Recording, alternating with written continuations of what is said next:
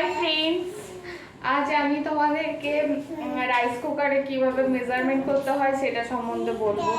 তো প্রথমে রাইস কুকারে তোমাদের দেখবে এই ডাব্বা আসবে, তার সঙ্গে এরকম একটা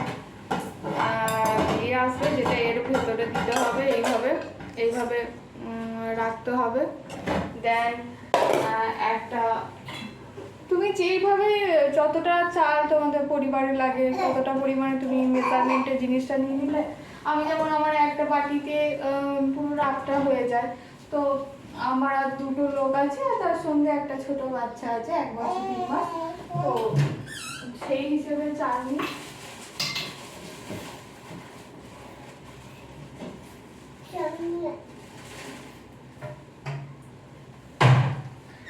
দেখো ঠিক এতটা পরিমাণ চাল নেওয়া হয়েছে, মানে 1 বাটির কাছাকাছি, ঠিক আছে। তো এই চালটা প্রথমে আমি ধুয়ে নেব একটা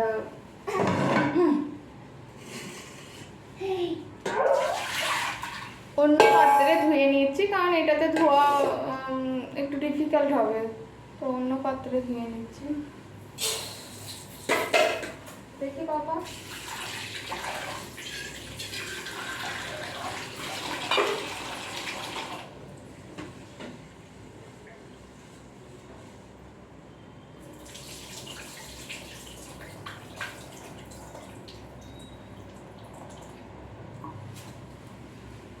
ধোয়া হয়ে গেল আমাদের চালটা। এরপর এই পাতিলাটাতে আমি দিয়ে দিয়েছি, কেমন আমার এটাই হচ্ছে রাইস কুকারে ইয়েটা ঢেলে দিচ্ছি চালটা, কেমন।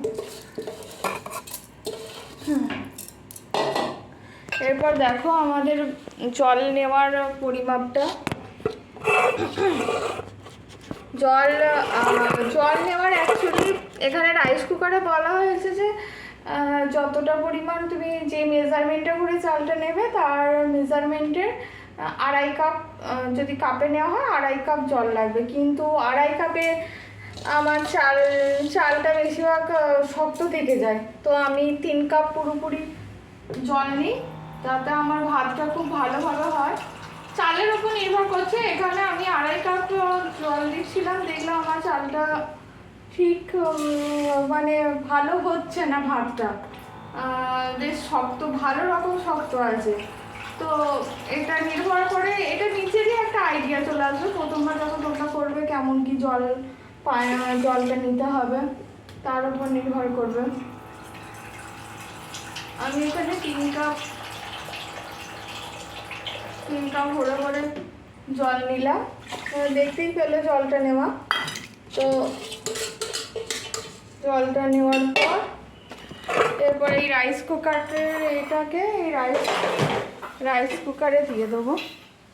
এখানে আমার রাইস কুকারটা রাখা আছে, এখানে আছে রাইস কুকারটা, দেখতে পাচ্ছেন। এরপর এই সুইচটা দিয়ে দেবো। সুইচটা এখানে কিপ ওয়ার্মিং বলে আছে, কিপ ওয়ার্ম নয়, এটা হচ্ছে কুকিং প্লেস করতে হবে, কুকিং অ্যান্ড স্টিম।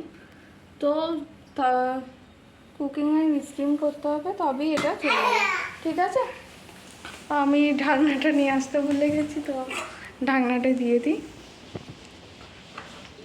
তো বোঝা গেল রাইস কুকারে কীভাবে রান্না করা যায়।